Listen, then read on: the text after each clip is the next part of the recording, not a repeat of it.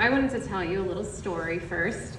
It's a biblical story, maybe probably most of you know, about David and Jonathan. Now David is David of David and Goliath, the little shepherd boy, and Jonathan is royalty, right? He is the heir to the throne of Saul. And the Bible tells us that they have this beautiful friendship. It's kind of like the quintessential platonic love. They love each other so much, the Bible says it's like their souls are woven together. And they love each other as much as they love themselves. And Jonathan does something kind of remarkable. He takes his royal robe and he takes his armor and he gives it to David. And he does this to elevate him, right? To elevate this little shepherd and turn him into something more. And when it comes to politics, I don't know if you guys noticed this, but there's not a lot of Jonathans. But one that I know is Sharon Gingerich. So I met Sharon just a few years ago because I wanted to get involved more with the Republican Party. My kids were getting a little bigger. I thought, I'd like to have some ladies to have lunch with, or brunch, and we could talk about, complain about whoever was in the Democratic Party.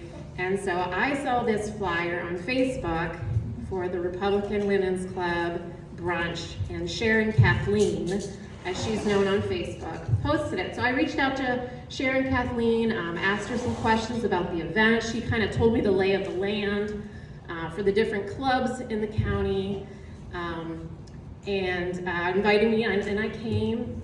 And I noticed that we had a mutual friend on Facebook, Nick Gingerich. And so I asked Sharon, I said, "How do you know Nick Gingerich?" And she said, "How do you know Nick Gingerich?" And I said, "Well, he's a dear friend of mine. We went to Grove City together. We both majored in mechanical engineering. We built this recumbent bicycle as part of our senior capstone project." And Sharon replied, "Nick is my son." And I'd like to think that that's kind of when Sharon and I just started being friends.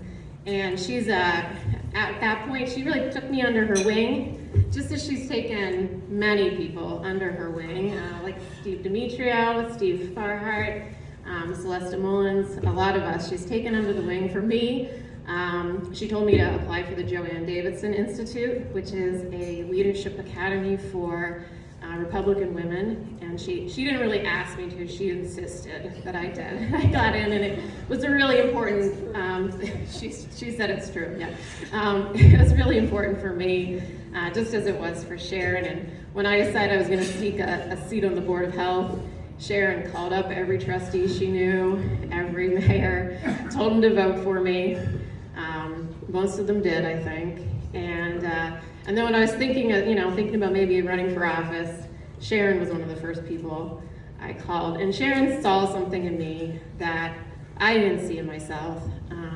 And I think she did that for a lot of people.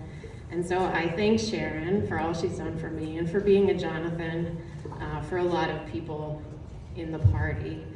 And I hope everyone, when I'm talking, thinks about maybe a mentor in their life who saw something special in them.